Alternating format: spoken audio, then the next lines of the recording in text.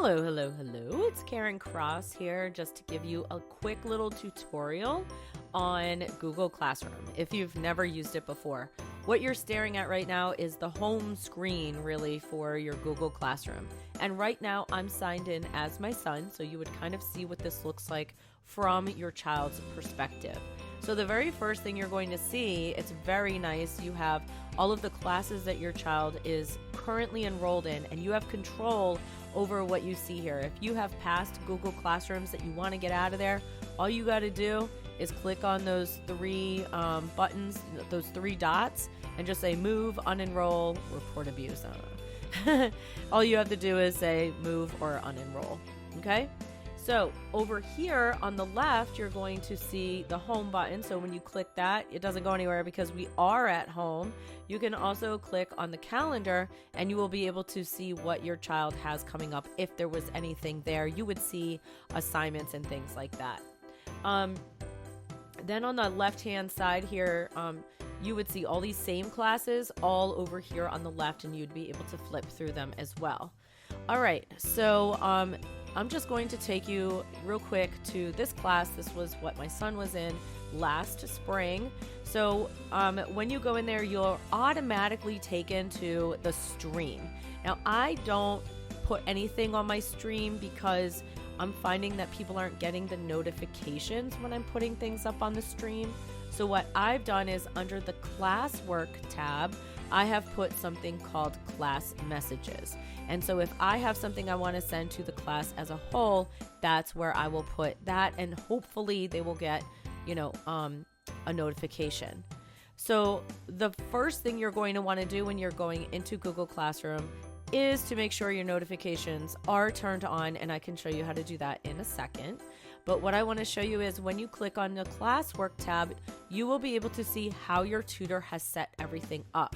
So up here, I just put some, links that my students might need. Then I have my class messages. And then each one of these topics, these are topics, I have whatever assignments they need to have done. So whatever lesson it is, they might have a writing assignment or any other assignments, maybe a vocabulary quiz or something like that. I don't do Nearpod anymore. Unfortunately, it got too costly. But anyway, you would see other, any assignments that are there, and then you'll see a due date. Now, the difference between the dark gray and the light gray is that the light gray he has turned in, the dark gray he has not. Let's take a look at those settings. So I'm back here on the home screen, and I'm going to go over here to where it's settings. And when I go to settings, I can change my profile picture if I would like to.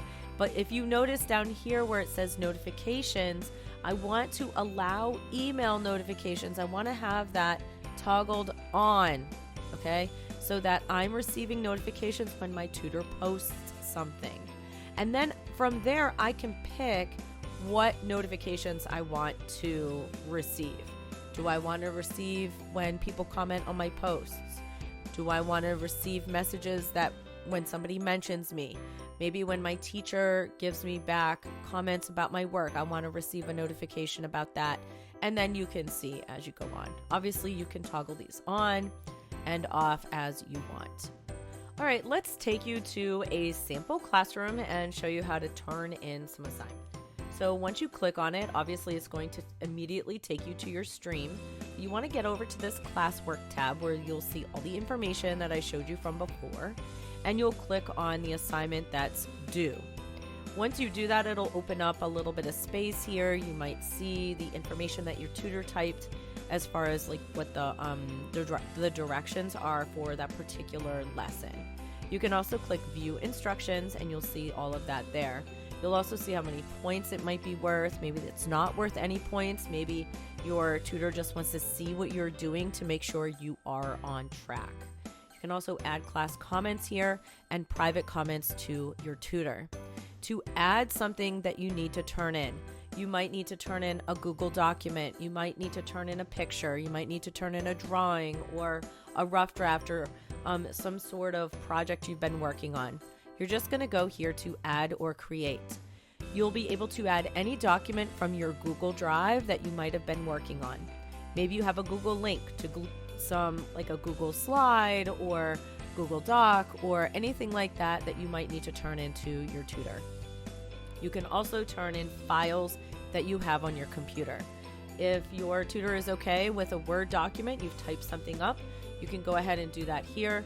For me, I recommend, actually I require my students to use Google Docs. So that's always going to be the one that you would turn in for me. But each tutor is different, okay?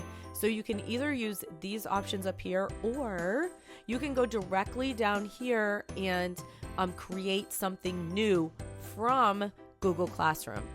So maybe you don't already have something that's already prepared, but you want to start working on it. This is where you will go. So I'll show you how that works. When I click on Google Docs, it's going to say that it's creating. And as it creates that, there we go. We can go to Benjamin Cross's composition, and then you can just start typing right there, and it's all done, and it will never ever be lost. It will be right there for you to continue to work on day after day after day. You don't have to worry about losing that document ever. And when you're ready to turn it in, after maybe you need to add, a file like a rough draft or something like that, which for my classes you will, you can do that. Once you have everything in there that you need to turn in, you click turn in. And then it asks you, if you're okay turning this in, and you say yes. If you do that, and then you realize that you missed something, you can just click unsubmit, and it'll come back to you. Otherwise, you can't make any changes, okay? So anyway, we're going to go ahead and turn that document in, and that's it. That's Google Classroom. It's so simple. Everybody's going to be in Google Classroom, so everything's going to be right here for you, so you won't have to go from one learning management system to another.